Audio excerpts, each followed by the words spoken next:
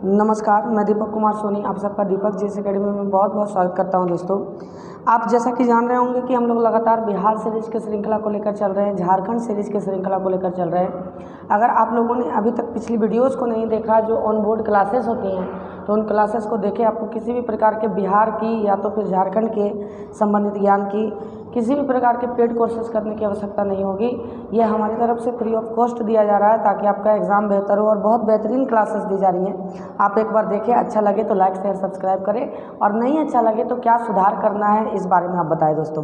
ठीक है, तो आज इसी श्रृंखला में हम लोग सेट प्रैक्टिस के श्रृंखला को भी लगातार लेकर के चल रहे हैं, और पिछली कक्षाओं में हम लोगों ने 13 सेट प्रैक्टिस करवा दिए हैं जो JSS CGL, उत्पाद सिपाही और आगामी आने वाले झारखंड पुलिस के लिए बहुत महत्वपूर्ण हो जाएंगे। तो आइए आज हम शुरू करते हैं सेट प्रैक्टिस 14 को। और सेट प्रैक्टिस 14 का जो पहला प्रश्न है दोस्तों, है ना, जो पहला प्रश्न है वो प्रश्न हमारा है, संविधान का 73वां संविधान संशोधन किससे संबंधित है। ये तो बहुत बढ़िया प्रश्न है जिसको आप जानते भी होंगे कि 73वां संविधान संशोधन 1992 में हुआ, और 73वां संविधान संशोधन किससे संबंधित है दोस्तों, तो पंचायती राज अधिनियम से संबंधित है। पहले प्रश्न का आंसर बी हो जाएगा, आप ध्यान में रखिएगा इस बात को। ठीक है, आइए, राष्ट्रीय कृषि बीमा योजना की शुरुआत किस वर्ष हुई थी। आपको बताना है राष्ट्रीय कृषि बीमा योजना की शुरुआत किस वर्ष हुई थी। तो राष्ट्रीय कृषि बीमा योजना की शुरुआत 1999 से 2000 के बीच हुई थी। ठीक है, आगे बात करते हैं कि हड़प्पा संस्कृति के संदर्भ में शैलकृत स्थापत्य के प्रमाण कहाँ से मिले हैं। हड़प्पा संस्कृति के संदर्भ में शैलकृत स्थापत्य के प्रमाण कहाँ से मिली है, तो ये दोस्तों धौलावीरा से प्राप्त हुई है। कहाँ से प्राप्त हुई है, धौलावीरा से। और लगभग धौलावीरा के बारे में एक और प्रश्न आप याद रखें कि धौलावीरा जो थे वो RS बिष्ट ने इसकी खुदाई की थी, और गुजरात के कच्छ के रण में स्थित है, और सबसे बड़ी बस्ती के साक्ष्य भी प्राप्त यहीं से हुए हैं, धौलावीरा से। ठीक है, आगे बात करते हैं, अंतर्राष्ट्रीय बाल दिवस किस तिथि को मनाया जाता है। आपको बताना है अंतर्राष्ट्रीय बाल दिवस किस तिथि को मनाया जाता है, तो 20 नवंबर को अंतर्राष्ट्रीय बाल दिवस मनाया जाता है दोस्तों, ध्यान में रखिएगा इस बात को, है ना। 5वां नंबर प्रश्न का आंसर जो होगा, इंटरपोल का मुख्यालय कहाँ है। तो इंटरपोल मतलब होता है इंटरनेशनल पुलिस। इसका मुख्यालय जो होता है दोस्तों वो पेरिस में, फ्रांस की राजधानी पेरिस में इसका मुख्यालय है ना। इंटरपोल का मुख्यालय कहाँ है, फ्रांस की राजधानी पेरिस में है। और देखिए, पेरिस तो दिया हुआ है, अगर पेरिस रहे और लियोन्स भी रहे तो आपको लियोन्स करना है, क्योंकि पेरिस के एग्जैक्ट स्थान लियोन्स में इसका आंसर हो जाएगा। और अगर लियोन्स ना रहे तो पेरिस आप टिक कर सकते हैं, कोई दिक्कत की बात नहीं है। प्रत्येक वर्ष अंतर्राष्ट्रीय महिला दिवस कब मनाया जाता है, तो प्रत्येक वर्ष अंतर्राष्ट्रीय महिला दिवस जो है वो 8 मार्च को मनाया जाता है, जो कि बीत गया। ठीक है, याद रखिएगा। अंतर्राष्ट्रीय वित्तीय निधि का मुख्यालय कहाँ स्थित है, अंतर्राष्ट्रीय वित्तीय निधि का मुख्यालय कहाँ स्थित है। 7वां नंबर प्रश्न का आंसर हो जाएगा दोस्तों, वाशिंगटन DC में स्थित है अंतर्राष्ट्रीय वित्तीय निधि का मुख्यालय। आप GS के स्तर पर इन सेट को लगातार देखें, शुरू से देखें, ताकि आपका GS मजबूत हो जाए। अगर आपने GS की क्लासेस कहीं नहीं भी की है फिर भी दोस्तों, है ना, ध्यान से समझिएगा। पंडवानी लोक नृत्य का संबंध किस राज्य से है। आपको बताना है पंडवानी लोक नृत्य का संबंध किस राज्य से है, तो पंडवानी लोक नृत्य का संबंध दोस्तों छत्तीसगढ़ से है। कहाँ से है, छत्तीसगढ़ से पंडवानी लोक नृत्य का संबंध है। बास्केटबॉल के खेल में प्रत्येक पक्ष में कितने खिलाड़ी होते हैं। आपको बताना है बास्केटबॉल के खेल में प्रत्येक पक्ष में कितने खिलाड़ी होते हैं, तो प्रत्येक पक्ष में जो होते हैं दोस्तों वो 5 खिलाड़ी होते हैं बास्केटबॉल के खेल में, ध्यान में रखिएगा, है ना। आइए, वॉलीबॉल में 6 खिलाड़ी होते हैं, वाटर पोलो में 7 और पोलो में 4 खिलाड़ी होते हैं, आपको ध्यान में रखना है। ठीक है, आइए हम लोग अगले प्रश्न की तरफ बढ़ते हैं। 10वां नंबर प्रश्न, सौर मंडल का सबसे ठंडा ग्रह कौन है। तो जाहिर सा बात है कि सौर मंडल का सबसे ठंडा ग्रह कौन होगा दोस्तों, जो सूर्य से सर्वाधिक दूर होगा। तो सूर्य से सर्वाधिक दूर इनमें से कौन है, नेपच्यून ही है, तो नेपच्यून सबसे ठंडा ग्रह हो जाएगा। ठीक है, भारतीय संविधान में किस अनुच्छेद के प्रावधानों के अंतर्गत संशोधन किया जा सकता है, यानी कि भारतीय संविधान में कौन सा ऐसा अनुच्छेद है जिसके प्रावधानों के अंतर्गत संशोधन की प्रक्रिया की जा सकती है। तो इसे दक्षिण अफ्रीका से लिया गया था, और यह अनुच्छेद 368 के तहत किया जाता है दोस्तों। निम्नलिखित में से कौन सा है जिसकी अंतर्राष्ट्रीय सीमाएं 3 देशों से मिलती है। तो जिसकी अंतर्राष्ट्रीय सीमाएं 3 देशों से मिलती है वो कौन सा राज्य होगा, आपको बताना है। तो 12 नंबर का जो प्रश्न हो जाएगा दोस्तों, वो 12 नंबर का प्रश्न हो जाएगा अरुणाचल प्रदेश। इसकी सीमा भूटान, चीन और म्यांमार 3 देशों से मिलती है, भूटान, चीन और म्यांमार। ठीक है। हुमायूं का मकबरा कहाँ स्थित है? मध्यकालीन इतिहास का ये प्रश्न है कि हुमायूं का मकबरा कहाँ स्थित है। तो हुमायूं का मकबरा जो है दोस्तों वो दिल्ली में स्थित है। इसी को ताजमहल का पूर्वागामी के नाम से जाना जाता है। सरहुल नृत्य किस राज्य से संबंधित है? अभी चल ही रहा है हमारे झारखंड में, तो झारखंड से संबंधित है सरहुल नृत्य। याद रखिएगा, आदिवासियों का सबसे प्रमुख पर्व है। जब सखुआ का पेड़ का फूल खिलता है तो ये नृत्य और एक प्रकार से सरहुल पर्व भी है जिसको मनाया जाता है। सूची 1 को सूची 2 से मिलान करना है आपको बताना है कि कौन सा सूची 1 सूची 2 से मिलेगा। तो हरित क्रांति किसके लिए था दोस्तों? खाद्यान्न फसलों के लिए। श्वेत क्रांति किसके लिए था? दूध के लिए, ठीक है। गुलाबी क्रांति किसके लिए है? झींगा और प्याज के लिए, प्याज भी रहता तो हम टिक कर देते। पीली क्रांति किसके लिए? तिलहन के लिए, आप मिला लीजिएगा, ठीक है। आइए अगला हम 16वां नंबर प्रश्न की तरफ चलते हैं दोस्तों। तो हमारा 16वां नंबर जो प्रश्न होगा, किस संविधान संशोधन के द्वारा मतदाता की न्यूनतम आयु 21 वर्ष से घटाकर 18 वर्ष कर दी गई थी? तो ये 61वां संविधान संशोधन 1989 में हुआ था। प्रधानमंत्री राजीव गांधी थे, आपको ध्यान में रखना है इस बात को। भारत सरकार को कानूनी विषयों पर कौन सलाह देता है? तो भारत सरकार को कानूनी विषयों पर दोस्तों है ना जो सलाह देगा, 17वां नंबर प्रश्न का जो आंसर हो जाएगा, ये सलाह देंगे भारत के न्यायवादी, महान्यायवादी, अटर्नी जनरल ऑफ इंडिया। वही अगर राज्य सरकार पूछता तो एडवोकेट जनरल ऑफ इंडिया हो जाता। यानी एडवोकेट जनरल ऑफ इंडिया का मतलब हुआ दोस्तों कि आपके महाधिवक्ता होते हैं जो राज्य सरकार को कानूनी सलाह देते हैं, ठीक है। तुर्कमेनिस्तान की राजधानी कहाँ है? आपको बताना है 18वें नंबर प्रश्न का आंसर। तुर्कमेनिस्तान की राजधानी कहाँ है? तो अशगाबाद है दोस्तों। कहाँ पर है? अशगाबाद। ताशकंद का बात करें तो ताशकंद उज्बेकिस्तान की राजधानी है। दुशांबे ताजिकिस्तान की राजधानी है। और अंकारा तुर्की की राजधानी है। अच्छा से याद रख के और चलते चलना है आपको। अंतर्राष्ट्रीय न्यायालय का मुख्यालय कहाँ स्थित है? आपको बताना है अंतर्राष्ट्रीय न्यायालय का मुख्यालय कहाँ स्थित है? तो नीदरलैंड के द हेग में स्थित है। कहाँ पर स्थित है? नीदरलैंड के द हेग में स्थित है। निम्नलिखित में से कौन सा एक मगध साम्राज्य की राजधानी नहीं है? निम्नलिखित में से कौन सा एक मगध साम्राज्य की राजधानी नहीं है? आपको बताना है। तो 20वां नंबर प्रश्न का आंसर हो जाएगा कौशाम्बी। ये मगध साम्राज्य की राजधानी कभी भी नहीं रही है। बाकी गिरिव्रज, राजगिरी, वही राजगिरी गिरिव्रज का ही बदला रूप रहा। और पाटलिपुत्र चंद्रगुप्त मौर्य के समय में मगध की राजधानी रही, ठीक है। आइए सूची 1 को सूची 2 से मिलाना है कि कथकली, भारतनाट्यम, कुचिपुड़ी और मणिपुरी कहाँ कहाँ के नृत्य हैं। तो जाहिर सा बात है दोस्तों, मणिपुरी का होगा। कुचिपुड़ी कहाँ का होगा? आंध्र प्रदेश का। कथकली केरल का। और भारतनाट्यम तमिलनाडु का होगा। आप जानते ही हैं इस बात को, ठीक है, आप मिला लीजिएगा, ठीक है। राष्ट्रमंडल का मुख्यालय कहाँ है? तो जाहिर सा बात है कि राष्ट्रमंडल का प्रमुख कौन होता है? तो राष्ट्रमंडल का प्रमुख जो होते हैं वो एलिजाबेथ होते हैं, महारानी होती है लंदन की। तो राष्ट्रमंडल का मुख्यालय कहाँ हो जाएगा? तो लंदन में हो जाएगा। ध्यान में रखना है आपको इस बात को, ठीक है। आइए अगले प्रश्न की तरफ अगर हम बढ़े तो 23वां नंबर जो हमारा प्रश्न है कि पोस्ट शब्द का प्रयोग किस खेल में किया जाता है? पोस्ट शब्द का प्रयोग किस खेल में किया जाता है? तो पोस्ट शब्द का जो प्रयोग किया जाता है दोस्तों वो गोल्फ में किया जाता है। किस में किया जाता है?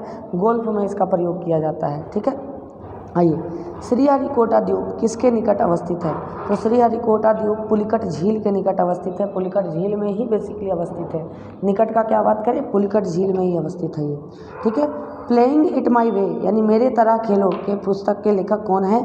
तो प्लेइंग इट माई वे के पुस्तक के जो लेखक हैं दोस्तों वो पुस्तक के लेखक हैं। आपको बताना है 25वें नंबर प्रश्न का आंसर। इसके लेखक सचिन तेंदुलकर हैं, हमारे मास्टर ब्लास्टर सचिन तेंदुलकर, ठीक है। विश्व व्यापार संगठन जो अब गैट के स्थान पर है का मुख्यालय कहाँ है?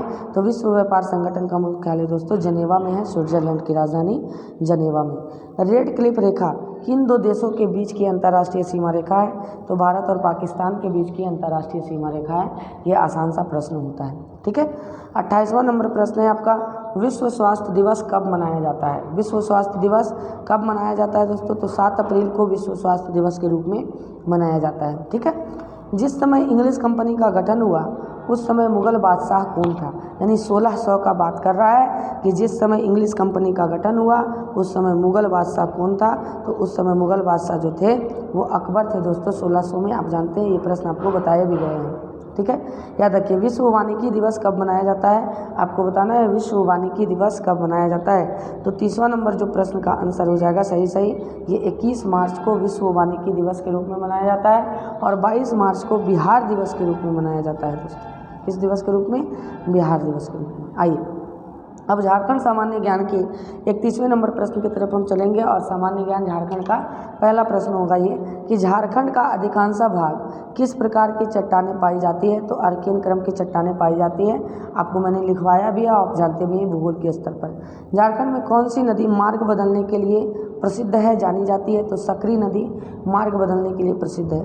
33वें नंबर प्रश्न का आंसर देखिए दोस्तों, गौतम घाघ जलप्रपात किस जिले में स्थित है। आपको बताना है गौतम घाघ जलप्रपात किस जिले में स्थित है। तो गौतम घाघ जलप्रपात जो है वो लातेहार जिला में स्थित है। किस जिले में है, लातेहार जिला में स्थित है। झारखंड की औसत वार्षिक वर्षा कितनी है। तो झारखंड की औसत वार्षिक वर्षा 140 सेंटीमीटर होती है, आपने पढ़ा होगा। एशिया की सबसे बड़ी लोहे की खान कौन सी है। तो नोवा मुंडी है दोस्तों, जो नोवा मुंडी पश्चिमी सिंहभूम में स्थित है। नोवा मुंडी एशिया की सबसे बड़ी लोहे की खान है। बोकारो स्टील प्लांट की स्थापना किस पंचवर्षीय योजना में हुई। 36वां नंबर प्रश्न का आंसर हो जाएगा, बोकारो स्टील प्लांट की स्थापना किस पंचवर्षीय योजना के तहत हुई। तो तृतीय पंचवर्षीय योजना के तहत बोकारो स्टील प्लांट की स्थापना हुई थी दोस्तों। हैदराबाद इंडस्ट्रीज कहाँ स्थित है। हैदराबाद इंडस्ट्रीज कहाँ स्थित है। देखिए नाम है हैदराबाद, लेकिन इंडस्ट्री स्थित है कहाँ, देवघर में। आप इसको नोट डाउन करते चलिएगा, बड़ा महत्वपूर्ण प्रश्न बन जाएगा ये। मुरी स्थित हिंडाल्को कंपनी किस देश के सहयोग से स्थापित की गई है। हिंडाल्को हिंदुस्तान एल्युमिनियम कंपनी है। आप जानते हैं कि मुरी स्थित रांची के मुरी में है ये। तो मुरी स्थित किस देश की सहायता से है। तो यूएसए अमेरिका की सहायता से ये लगाई गई थी दोस्तों। झारखंड क्षेत्र में पहला तांबा कारखाना उद्योग किस वर्ष स्थापित किया गया। झारखंड क्षेत्र में पहला तांबा कारखाना उद्योग किस वर्ष स्थापित किया गया, यानी घाटशिला का बात कर रहा। पहला तांबा उद्योग तो घाटशिला में ही लगा। तो 39वें नंबर प्रश्न का हो जाएगा, है ना। 1924 में घाटशिला में स्थापित हुआ था, जो उद्योगों में पढ़ेंगे आप। सरस्वती योजना झारखंड के किस विभाग द्वारा शुरू की गई है ना। सरस्वती योजना झारखंड के किस विभाग द्वारा शुरू की गई है। तो ये है श्रम विभाग के द्वारा सरस्वती योजना शुरू की गई है दोस्तों, याद रखिएगा। राज्य में ग्रामीण युवाओं को कृषि की ओर आकर्षित करने के लिए कौन सी योजना चलाई जा रही है। राज्य में ग्रामीण युवाओं को कृषि की ओर आकर्षित करने के लिए आर्या योजना चलाई जा रही है दोस्तों। अगर इसका फुल फॉर्म पूछे तो attaching rural youth in agriculture होता है। क्या होता है, attaching rural youth in agriculture होता है, ठीक है। सरकारी विद्यालयों में पोशाक आपूर्ति योजना किस वर्ष शुरू की गई। 42वें नंबर प्रश्न का जो आंसर हो जाएगा, किस वर्ष शुरू की गई। तो ये 2002 में कपड़ा भी देने जाने लगा कि जो गरीब बच्चे हैं उनको कपड़ा दिया जाएगा, ताकि वो अच्छा से पढ़ाई लिखाई करें अपना और बेहतरीन तरीके से अपनी तैयारी को अंजाम दें वो, ठीक है। अनुसूचित जनजाति के लोगों को निःशुल्क आवासीय विद्यालय की एकलव्य योजना किस वर्ष शुरू की गई। देखिए योजनाओं को आप जरूर लिखें और ज़रूर याद करते चलें, है ना। सेट प्रैक्टिस के तहत ही हम योजनाओं को भी पूरा करवा रहे हैं, अच्छा से ध्यान में देखिएगा, है ना।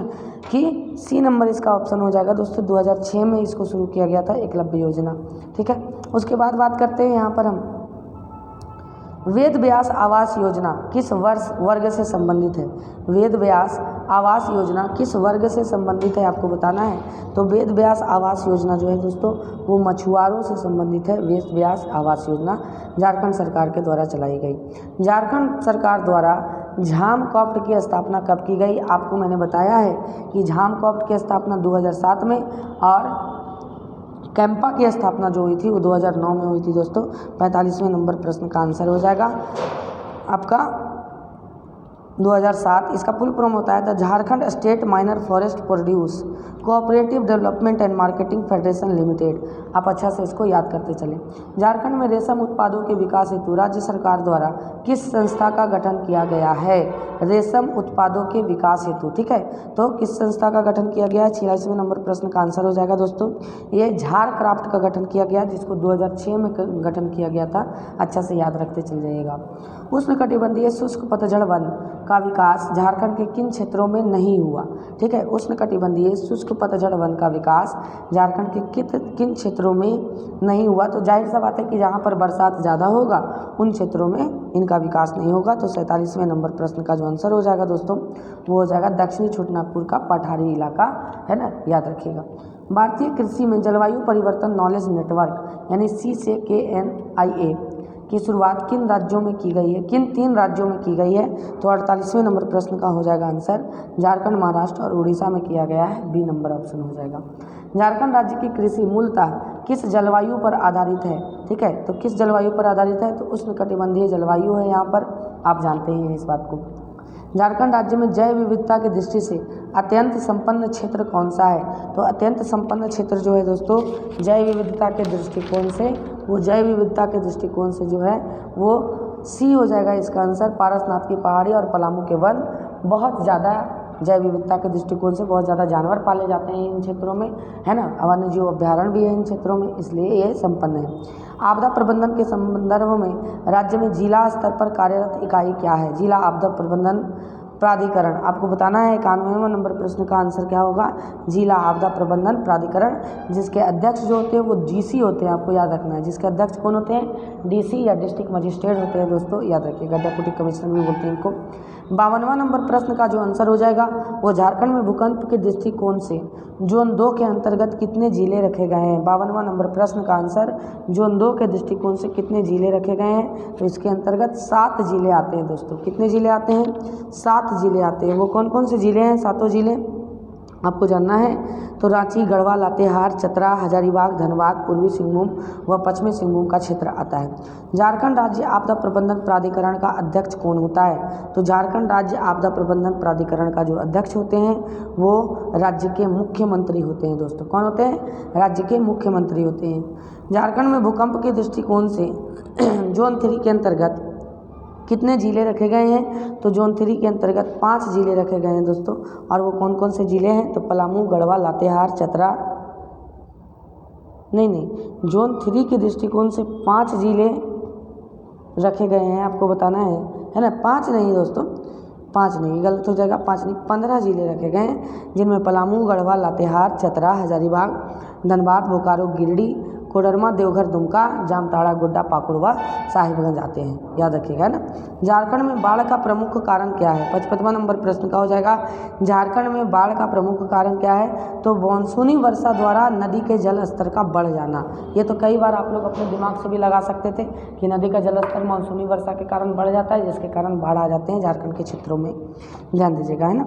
झारखंड में कौन सा जिला सूखा की दृष्टि से सर्वाधिक संवेदनशील जिला है, झारखंड का कौन सा जिला सूखा की दृष्टि से सर्वाधिक संवेदनशील जिला है, तो पलामू जिला जो है दोस्तों वो सूखा की दृष्टि से सर्वाधिक संवेदनशील जिला है। क्योंकि देखिए सोन नदी, उत्तरी कोयल नदी ठीक है ये हो जाता है, लेकिन मानसून बड़ा कम आता है यहाँ पर ही, बरसात बड़ा कम होता है, याद रखिएगा।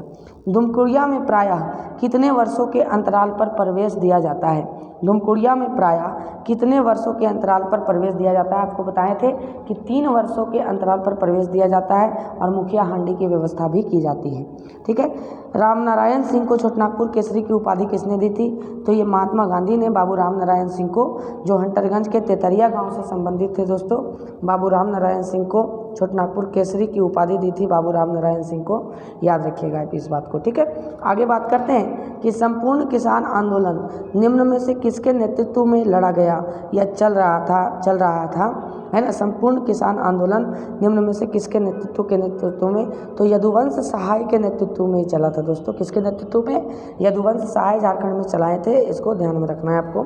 ठीक है, निम्नलिखित कथनों पर विचार करना है कि बिरसा मुंडा के धरती आबा के नाम से भी जाना जाता है। 1916 में जतरा भगत को गिरफ्तार कर रांची जेल में भेज दिया गया, जहां 17 में जेल से रिहा होने के पश्चात 2 माह के भीतर ही इनकी मृत्यु हो गई।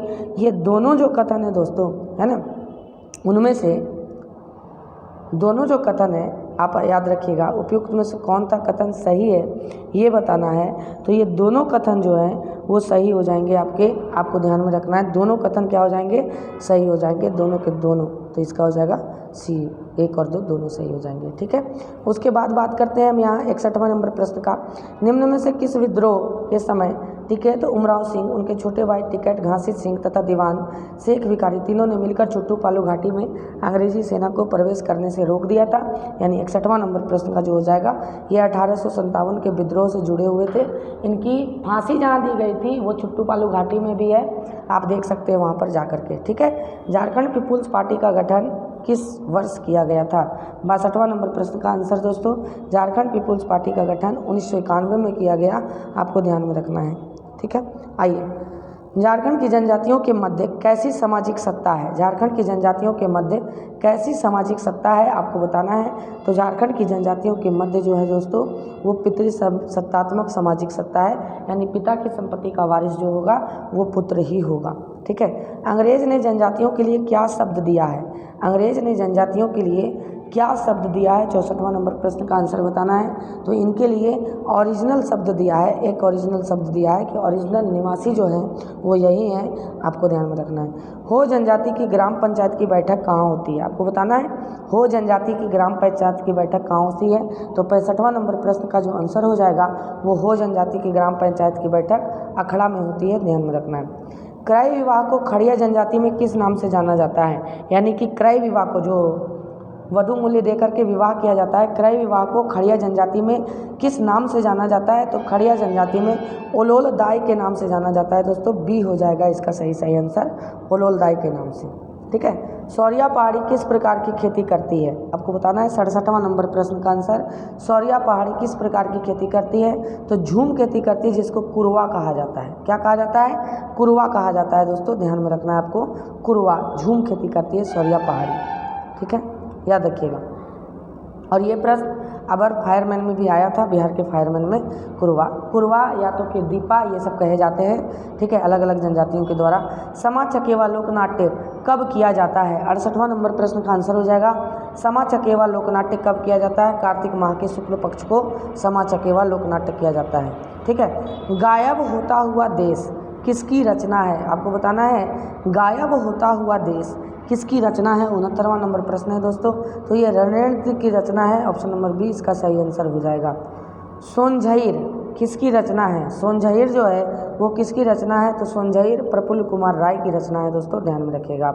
आइए 71वें नंबर प्रश्न की तरफ चलते हैं, जो हमारा विज्ञान का पोर्शन शुरू होता है जहाँ से। तो आपको बताना है राष्ट्रीय भौतिक प्रयोगशाला की स्थापना कहाँ की गई थी? राष्ट्रीय भौतिक प्रयोगशाला की स्थापना कहाँ की गई थी? तो 1947 में इसकी स्थापना हुई थी दोस्तों, नई दिल्ली में। ठीक है। कांच का हरा रंग निम्न में से किसके कारण होता है?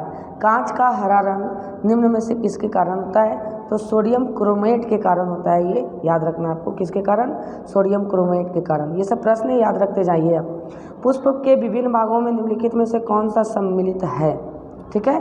बाह्य दल, पंखुड़ी, पुंकेसर, स्त्री केसर और मूलांकुर। ठीक है। तो देखिए 1 2 3 4 ये चारों सम्मिलित है, पांचवा सम्मिलित नहीं है। तो 1 2 3 4 जिसमें है वही आंसर हो जाएगा, ऑप्शन नंबर बी। विल्सन रोग किसके कारण होता है? आपको बताना है विल्सन रोग किसके कारण होता है? तो ये तांबा के कारण होता है दोस्तों, है ना। तांबा के कारण होता है, जिसमें कमजोरी का महसूस होता है विल्सन रोग में, तांबा के कमी के कारण शरीर में होता है। किस जीव में बाह्य कंकाल तंत्र नहीं पाया जाता है? किस जीव में बाह्य कंकाल तंत्र नहीं पाया जाता है? 75वें नंबर का उभयचर में नहीं पाया जाता है दोस्तों, जो जल और नभ मतलब कि जल और थल दोनों में रहते हैं, उसमें बाह्य कंकाल तंत्र नहीं पाया जाता है। ठीक है। निम्नलिखित का मिलान कीजिए। कॉपर सल्फेट, पेनिसिलिन, यूरिया, मेलेथिनीन। ठीक है। तो यूरिया तो हो जाएगा दोस्तों उर्वरक, कॉपर सल्फेट आपका हो जाएगा, पेनिसिलिन हो जाएगा आपका प्रतिजैविक। ठीक है। कॉपर सल्फेट जो हो जाएगा मेलाथियान, है ना, ये फंगस नाशी होता है, और कॉपर सल्फेट कीटनाशी होता है। आप मिला लीजिएगा इस बात को। नेत्रदान में आँख के किस भाग को दान किया जाता है? ये कार्निया होता है, आप जानते हैं सभी। अमोनिया गैस बनाने की हैबर विधि में उत्प्रेरक के रूप में किसका प्रयोग किया जाता है? 78वां नंबर प्रश्न का जो आंसर हो जाएगा ये लोहे के चूर्ण का प्रयोग किया जाता है उत्प्रेरक के रूप में, कैटलिस्ट के रूप में, ध्यान में रखना है। आवर्त सारणी में कौन सा तत्व सर्वाधिक यौगिक बनाता है? आवर्त सारणी में कौन सा तत्व सर्वाधिक यौगिक बनाता है? तो कार्बन जो होता है दोस्तों ये सर्वाधिक यौगिक बनाता है, क्योंकि इसके पास फोर्थ वैलेंसी का गुण भी होता है और कोवेलेंट बॉन्ड बनाने का गुण भी होता है। ठीक है। आइए 80 नंबर प्रश्न के हम जानते हैं उपधातु होते हैं। क्या होते हैं उपधातु भाई? तो 80वां नंबर प्रश्न का होता है ऐसे तत्व जिनमें धातु और अधातु दोनों के गुण होते हैं, उपधातु होते हैं। सी नंबर ऑप्शन हो जाएगा इसका। मनुष्य के शरीर, आपको बताना है मनुष्य के शरीर में पसलियों की कुल संख्या कितनी है? तो पसलियों की कुल संख्या 24 होती है, 12 इधर 12 इधर। ठीक है। आइए देखें प्रकाश वर्ष क्या है? तो प्रकाश वर्ष क्या है दोस्तों? ये दूरी का मात्रक होता है। प्रकाश वर्ष क्या है? प्रकाश के द्वारा चली गई एक वर्ष में दूरी ही प्रकाश वर्ष होता है, आप ध्यान में रखिएगा इस बात को। निम्नलिखित में से कौन सी एक ऊष्मा की इकाई नहीं है। तो कौन सी ऊष्मा की इकाई नहीं है, 83वां नंबर प्रश्न का जो आंसर हो जाएगा वो हो जाएगा वाट। वाट ऊष्मा की नहीं बल्कि पावर शक्ति की इकाई है। बाकी किलो कैलोरी, कैलोरी और किलो जूल ऊष्मा की इकाई होती है। प्लास्टर ऑफ पेरिस निम्नलिखित में से किससे बनाया जाता है, तो प्लास्टर ऑफ पेरिस दोस्तों जिप्सम से बनाया जाता है, आपको ध्यान में रखना है। वर्षा की बूंद गोलाकार होने का कारण क्या है, तो पृष्ठीय तनाव। इसका कारण क्या होता है, पृष्ठीय तनाव, सरफेस टेंशन होता है दोस्तों। वायु में ध्वनि की चाल अपेक्षाकृत स्टील में ध्वनि की चाल की क्या होती है, तो आपको बताना है 86वां नंबर 15 गुना ज़्यादा होता है। क्या होता है, 15 गुना ज़्यादा होता है स्टील में चाल। ठीक है। अर्धचालक की चालकता परम शून्य ताप यानी 0 डिग्री केल्विन पर अधिकतम कितनी होगी। 87वें नंबर प्रश्न का, ये फिजिक्स में आप पढ़िएगा तो 0 हो जाएगी अधिकतम, याद रखिएगा। ठीक है। OMR का तात्पर्य क्या है, OMR आप जानते हैं। OMR का तात्पर्य क्या होता है, 88वां नंबर ऑप्टिकल मार्क रीडर। ठीक है, optical mark reader, option number A answer हो जाएगा। 89वां नंबर प्रश्न है दोस्तों, और ये हमारा अंतिम प्रश्न है। एक वयस्क मनुष्य के मस्तिष्क का द्रव्यमान लगभग कितना होता है, यानी वजन आपसे पूछ रहा है तो लगभग द्रव्यमान कितना होता है, तो 89वां नंबर प्रश्न का हो जाएगा 1400 ग्राम एक मनुष्य का द्रव्यमान मतलब कि वजन होता है, यही 1350 से लेकर 1400 ग्राम तक होता है। आप जानते ही होंगे इस बात को। ठीक है, तो आशा करते हैं दोस्तों कि आपको ये कड़ी बहुत पसंद आ रही होगी, और अगर आपको पसंद आती है दोस्तों तो अपने भाई का समर्थन करें। गर्मी में बैठ करके हम लोग वीडियो बना रहे हैं और आपके समर्थन की अपेक्षा है, अंत तक वीडियो को देखें और बहुत बेहतरीन तरीके से अपनी तैयारी को करें। बहुत बहुत धन्यवाद दीपक जी एकेडमी परिवार से जुड़ने के लिए। दुआओं में बहुत ज़्यादा याद रखिएगा दोस्तों, बहुत बहुत धन्यवाद।